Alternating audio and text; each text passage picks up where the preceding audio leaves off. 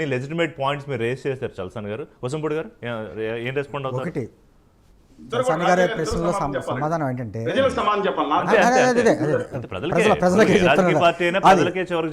అంటుంది మీరు ఋషి గారు 2000 మనకి విభజన జరిగినప్పుడు జరిగిన సంఘటనలు మన అందరికీ తెలుసు, చల్సాని గారు కూడా పెద్దలు. అప్పుడు ఏం చెప్పుకొచ్చింది నాయకత్వం? అప్పట్లో విభజన అనివార్యమైనా కూడా ఇంకా మనం సమైకేంద్రాన్ని పట్టుకొచ్చున్నాం, ఆల్టర్నేటివ్ కూడా చూపించలేకపోయాం. రాష్ట్ర నాయకత్వం ఒకవేళ విభజన జరిగితే మా రాష్ట్రానికి ఏం కావాలని చెప్పేసి కండిషన్స్ ఆ రోజు పెట్టలేకపోయారు. ఎవరైతే పార్టీలకు అతీతంగా నేను మాట్లాడుతున్నా. సరే, ఇప్పుడు ఉన్న పరిస్థితులను బట్టి అంటే 2019-24 మధ్యకాలంలో రాష్ట్రంలో జరిగినటువంటి అనేక పరిణామాలు చూసుకుంటే ఒక విధమైనటువంటి వాతావరణం ఇక్కడ ఏర్పడింది. ఎటువంటి వాతావరణం ఏర్పడిందంటే, ఎక్కడైనా ఏదైనా రాష్ట్రంలో ఒక పారిశ్రామికవేత్త పరిశ్రమ పెట్టాలి అంటే అక్కడ ఉన్నటువంటి నాయకత్వం ముఖారం నుంచి చూసి పెట్టరు. అక్కడ ఉన్నటువంటి రాజకీయ వాతావరణం, అవినీతి లేనటువంటి వ్యవస్థ, అంటే అటువంటి వ్యవస్థలు చూసినప్పుడే పారిశ్రామికవేత్తలు వచ్చి ఒక పరిశ్రమ పెడతారు.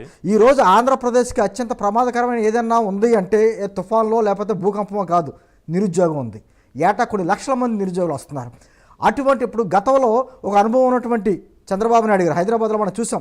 అవుననుకున్నా కాదనుకున్నా కూడా ఈరోజు హైదరాబాద్ డెవలప్మెంట్లో చంద్రబాబు గారికి ముందు, చంద్రబాబు గారి తర్వాత మాట్లాడుకోవాలి. గతంలో కేటీఆర్ కితాబ్ ఇచ్చారు. దాన్ని ఆయన చేసిన దాన్ని నెక్స్ట్ వచ్చినటువంటి ప్రభుత్వాలు అది రాజశేఖర రెడ్డి గారు కావచ్చు, లేకపోతే కేసీఆర్ గారు కావచ్చు, రోషాగర్ ఎవరైనా కావచ్చు, ఎవరో కూడా దాన్ని చెదపలా, అంటే కంటిన్యూటీ చేశారు.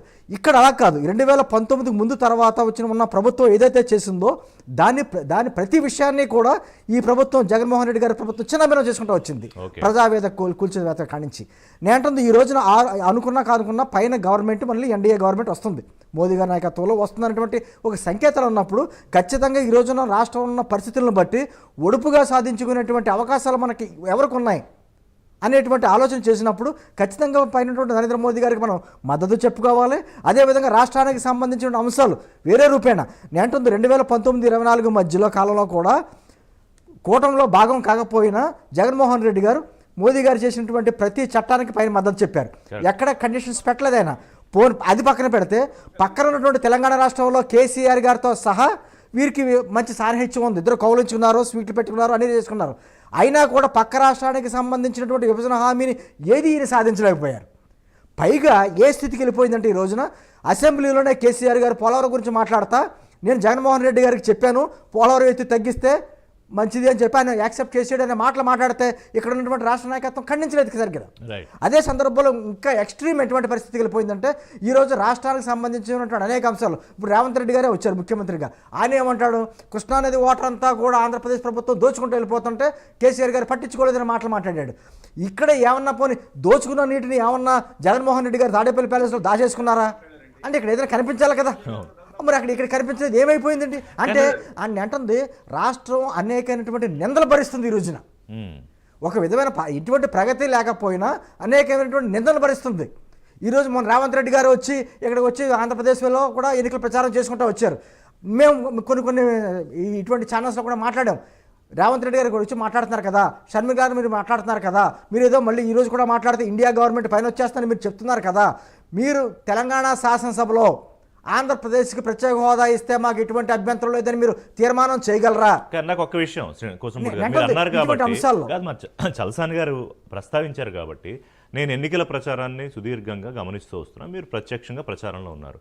అసలు ప్రత్యేక హోదా అనే ప్రాతిపదిక కానీ అదొక ఎజెండాగా కానీ అదొక రెఫరెండంగా కానీ ఎక్కడన్నా ప్రచారంలో కానీ ఎన్నికగా జరిగిందా? అది ఒకటి ఋషి గారు 2019 ఎన్నికల ముందు జగన్మోహన్ రెడ్డి గారు ప్రతి కాలేజీలోని యూనివర్సిటీలను ప్రత్యేక హోదా లేకపోతే రాష్ట్రం సర్వనాశనం అయిపోద్ది, ఇక్కడ ఉద్యోగాలు రావు, ఇన్కమ్ ట్యాక్స్ కూడా కట్టక్కలేదు అనేటువంటి కొన్ని మాటలు కూడా మాట్లాడారు.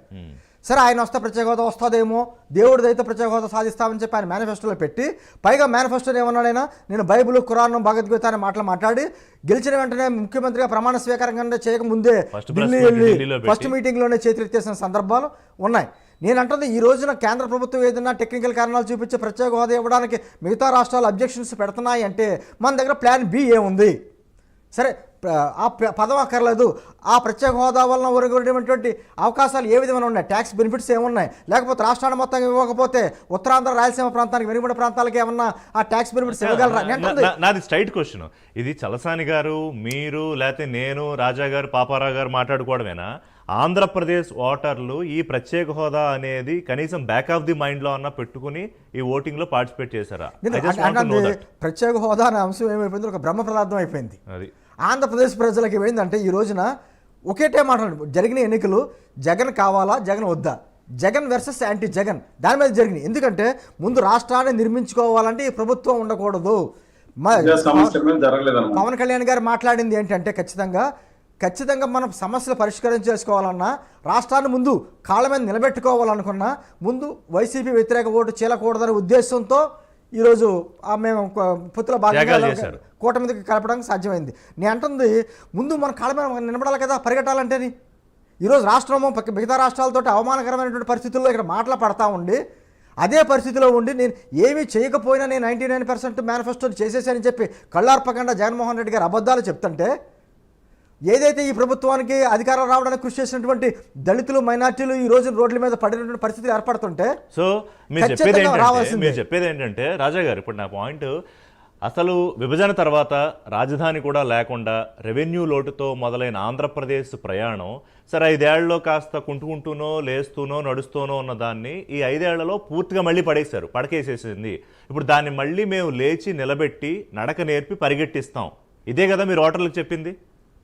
అదే నమ్మారు అనుకుంటున్నారా? అదే నమ్మే వాళ్ళు పోలింగ్ జరిగింది అనుకుంటున్నారా మీరు? ఒకటి మనం గమనించాల్సిన అవసరం ఋషి గారు, మనం అందరం కూడా మాట్లాడుకునేటప్పుడు ప్రజలు గమనిస్తూ ఉంటారు. ప్రజలు ఏంటి మనం మాట్లాడేది రైటా రాంగ్ అనేది జడ్జ్ చేస్తూ ఉంటారు. ఇక్కడ నేను చెప్పేది ఏంటంటే, ఇందాక శ్రీనివాస్ గారు ఒకటి చెప్పారు, మీరు అందరూ చెప్పాల్సిన బాధ్యత ఉంది. ఎందుకంటే ప్రజలు అల్టిమేట్ సఫరర్స్ కాబట్టి మీరు చెప్పే ప్రతి మాట కూడా దాని ఇంపాక్ట్ ఉంటుంది అనేది exactly what Srinivas garu is saying. I to agree, but here why you are saying the same way, you are saying also in the same boat అని చెప్పి చెప్పడానికి శ్రీనివాస్ గారు ప్రయత్నం. మేము ఆయన నడిచిన బాటలో మేము నడవట్లేదు. మేము ఒక నమ్మకంతో ఏ రాజధాని లేని రాష్ట్రాన్ని మాకు అప్పచెప్తే ఒక ప్రజా రాజధానిని ఏర్పాటు చేయాలని చెప్పి సంకల్పంతో, మహాసంకల్పంతో ఈ రోజున ఈ రాష్ట్రాన్ని అభివృద్ధి వైపు తీసుకెళ్లాలనే తపనతో కూడినటువంటి ప్రయత్నం ఏ రకంగా చేశామనేది ఒకసారి మనం గమనించాల్సినటువంటి అంశం. ఆ గమనంలో మేము తీసుకున్నటువంటి నిర్ణయాలు పేదవాడికి నచ్చకపోవచ్చు, దాన్ని భ్రమల్లోకి తీసుకువెళ్ళచ్చు. ఇవాళ ఇందాక పెద్దలు మాట్లాడితేనే ఏ రకంగా ఆ రోజున సైబరాబాద్ ని తీసుకొచ్చాం, ఆ సైబరాబాద్ ఈ రోజు ఏ రకంగా అంచెలంచెలుగా ఈ రోజున మహావృక్షం అయిపోయి రెవెన్యూ ఏ రకంగా వస్తా ఉంది హైదరాబాద్ కి అనేది మనం గమనించినట్లయితే, మనం చేసే ఆలోచన ఈ రోజు పునాది వేసే ఆలోచనకి మనం సంకల్పంతో వేసినట్లయితే ఖచ్చితంగా రెండింటినీ కూడా సమపాళ్ళలో తీసుకెళ్లాల్సినటువంటి అవసరం ఉంది. రాజకీయ దృక్పథంతో ఆలోచించాల్సిన అవసరం ఉంది, మానవ వనరులు ఏ రకంగా ఉన్నాయి అనేది ఆలోచించాల్సిన అవసరం ఉంది, సహజ వనరులు ఏ రకంగా ఉన్నాయి అనేది వీటిలన్నింటినీ సమ్మిళితం చేసి ఏ రకమైనటువంటి సంపదని పెంచుకునే దాంట్లో మనకు ఒక ప్రత్యేకమైన దృష్టితో ముందుకు వెళ్లాల్సిన బాధ్యత పాలకులది. ఆ రకమైనటువంటి పాలన మేము చేయగలుగుతామనే నమ్మకంతో ఆ రోజు 2014తో మాకు అధికారం ఇచ్చింది. ఎందుకంటే కొత్త రాష్ట్రము, విభజన జరిగిన రాష్ట్రము, ఏ రకంగా రాజధాని లేని రాష్ట్రం, ఈయనైతేనే చేయగలడు, సమర్థుడు అని చెప్పి నమ్మింది ఆ రోజున. ఆ నమ్మకంతోనే మేము కొన్ని ప్రయత్నాలు చేశాం. దాన్ని పూర్తిగా భ్రమంలోకి తీసుకువెళ్ళి అబద్ధ ప్రచారం చేసి, బురద జల్లి, మాయ చేసి, ఆ రకంగా అధికారాన్ని కోల్పోయేలాగా చేసి రాష్ట్రం మొత్తం కూడా అధోగతి పాలయ్యి అప్పుల పాలు చేసినటువంటి ఘనత ఈ ప్రభుత్వాన్ని. నేను విమర్శ దాని మీద కట్టలా. మేమేం చేయబోతున్నాం అనేది మా సంకల్పం. ఈ రోజున land pooling is not a small issue. ఒక ఎకరాన్ని ఎక్విజిషన్ చేసి పేదవాడికి ఇవ్వాలంటే సాధ్యం కానటువంటి సమాజంలో మనం ఉన్నప్పుడు కొన్ని వేల ఎకరాలని రైతుల నుంచి తీసుకొని ఒక రాజధాని, ప్రజా రాజధాని ఏర్పరిచి దాని ద్వారా 3-4 లక్షల రూపాయలు ఆస్తిని సమకూర్చినటువంటి నాయకత్వం కలిగినటువంటి, సంకల్ప బలం కలిగినటువంటి నాయకత్వం చంద్రబాబు నాయుడు. అందుకనే ఈ రోజు రాష్ట్రాన్ని ముందుకు తీసుకెళ్లగలిగినటువంటి నమ్మకం, తీసుకెళ్లగలిగినటువంటి విధానం, తీసుకెళ్లగలిగినటువంటి వ్యక్తిత్వం, తీసుకెళ్ళగలిగినటువంటి నాయకుడు ఈ రోజున చంద్రబాబు నాయుడు అని నమ్మి ఈ రోజు ఇస్తాను. నేను స్పెషల్ స్టేటస్ ఉందా లేదా మనుషుల్లో స్పెషల్ స్టేటస్ ఉంటే కంపల్సరీగా మనం అడ్వాంటేజ్ పొందుతాం. There is no doubt at all. Srinivas Prasad garu ఎందుకు మీరు మాట్లాడలేదు అంటే, మాట్లాడినా కూడా గతంలో మాట్లాడి మనం అబాస్ పాలయ్యాం అనే భావన ఉంది. మళ్ళీ అదే కూటమితో మనం వెళ్ళి మేము స్పెషల్ స్టేటస్ అంటే ప్రజలు నమ్ముతారు అనుకోవటం పొరపాటు. అయితే ఇవాళ ఎగ్జిస్టెన్స్ ఒకటి ప్రధానంగా ఉంది. ఇవాళ దానికంటే ఇవాళ ఇందాక పెద్దలు చెప్పినట్టుగా ది వార్ బిట్వీన్, ఆయన చెప్పాడు క్లాస్ కి మాస్క్ అని, కానీ ఇవాళ ప్రజలకిను జగన్ కి జరిగిన వార్ ఇది. ప్రజల మనిషి చంద్రబాబు నాయుడు. అదేవిధంగా ఈ రోజున జగన్ అరాచకాలకి ఆలమైపోయి, అవినీతికి ఆలమైపోయి. అదే మాట్లాడదాం, ఒక చిన్న బ్రేక్ తీసుకుంటా. ఎందుకంటే తానే ప్రజల గురించి ఆలోచించి ఇన్ని వేల కిలోమీటర్ల పాదయాత్ర చేసి ప్రతి మూల ఉన్న సమస్యని గుర్తించి దాన్ని ఎలా అడ్రస్ చేయాలనేది అధికారంలోకి వచ్చిన 5 నెలల్లోపే ఇంప్లిమెంటేషన్ ప్రారంభించి దాదాపు 95-96% పైగా ఇంప్లిమెంట్ చేసి ఎన్నికలకు వెళ్ళారని జగన్మోహన్ రెడ్డిని కాదని చంద్రబాబు నాయుడు ఆయన కూడా ఈసారి ఒప్పుకున్నారు చాలా ఇంటర్వ్యూల్లో. నేను పవర్లోకి రావాలంటే ముందు నేను సంక్షేమం ఇస్తానని చెప్పాలి. ఎందుకంటే గతంలో కొంత చేసాం, కానీ ఇవాళ ప్రజల మైండ్ సెట్ నేను అర్థం చేసుకోవాలి. ఇస్తూ అభివృద్ధిని కూడా పట్టుకుని ఒక ట్రాక్ మీద ఎక్కించాలి, కాబట్టి నేను అది చేయాల్సిందే అని కూడా ఆయన చెప్పారు. మరి ఎవరిని నమ్మారు ప్రజలు అనేది మాట్లాడదాం. అంతకన్నా ముందు బిఫోర్ యూ గో, పాపారావు గారు ఫైనల్ అబ్జర్వేషన్ ఏమని చెప్తారా బ్రేక్ వెళ్లే ముందు? పాపారావు గారు. ఆలపాటి రాజా గారు చాలా ఫ్రాంక్ గా అడ్మిట్ చేశారు మేము ఇక ప్రత్యేక హోదా గురించి. అది చాలా మంచి ఫ్రాంక్ కన్ఫెషన్. ఎందుకంటే నిజాయితీ లోపించింది ఆంధ్రప్రదేశ్ రాజకీయాల్లో. బీజేపీని దాటి వెళ్ళలేము మేము సామంతరాజులో అనే నిజాయితీ లోపించింది. కాబట్టి ఆ అడ్మిషన్ అనేది అంతవరకు ఏదైతే వాస్తవాన్ని అంగీకరించిన తర్వాత వాస్తవాన్ని అధిగమించడానికి ఎక్కువ టైం పట్టదు. కాబట్టి అది కొంత మంచి అడ్మిషన్. ఎందుకంటే ఇప్పుడు నడుస్తుంది ఏంటంటే మేమంతా ఇంత అని చెప్పుకోవటం తప్పితే బీజేపీ గీసినటువంటి లక్ష్మణ రేఖను దాటగలిగిన పార్టీ ఏది ఆంధ్రప్రదేశ్ లో లేదు. పరోక్షంగా అది బీజేపీ పాలనే నడుస్తుంది ఆ రాష్ట్రంలో అనేది. కాబట్టి ఈ పరిస్థితుల్లో ఏంటంటే ఉన్నదాల్లో మనం ఎన్ని చెప్పిన తర్వాత, రెండోది నిరుద్యోగం గురించిన ప్రస్తావన మిత్రులు శ్రీనివాస్, మన జనసేన శ్రీనివాస్ చేశారు. కానీ నిరుద్యోగం ఆంధ్రప్రదేశ్ ఒక్కటే కాదు. నేను అంటే సమర్థించడానికి చెప్పటల్లా, సమస్య చాలా తీవ్ర సమస్య దేశంలో ఉంది. దేశంలో మోడీ గారి పాలనలో 45 ఏళ్ల గరిష్ట స్థాయిలో నిరుద్యోగం చేరింది అనేది.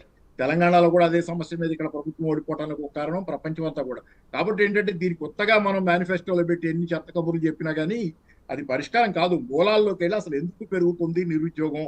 చంద్రబాబు గారికి జేబులో ఉద్యోగాలు పెట్టుకుని జనానికి ఇవ్వటం ఇష్టం లేదా? లేకపోతే కేసీఆర్కి ఇవ్వటం ఇష్టం లేదా? లేకపోతే జగన్ కి జేబులో ఉద్యోగాలు పెట్టుకుని ఇవ్వటం ఇష్టం లేదా? అది కాదు కదా సమస్య. మోడీ గారికి జేబులో పెట్టుకుని ఇవ్వటం ఇష్టం లేదా? వీళ్ళందరికీ ఎవరికి ఇష్టం లేక కాదు, అక్కడ వేరే వాస్తవాలు ఉన్నాయి. ఆ వాస్తవాన్ని ఏదో మనం అన్వీల్ చేయకుండా, దాన్ని అర్థం చేసుకోకుండా ఆ సమస్యని ఎంత చెప్పినా మీరు పరిష్కారం చేయలేరు. ఇది అనంతంగా సాగుతానే ఉంటుంది, అసంతృప్తి పెరుగుతానే ఉంటుంది ఏ ప్రభుత్వం వచ్చినా. కాబట్టి ఆ సమస్య మూలాల్లోకి వెళ్ళటం అనేది ఇంపార్టెంట్. చూద్దాం ఈసారన్నా మూలాల్లో గెలిచిన పార్టీ ప్రభుత్వం వెళ్తుందా లేదా అని.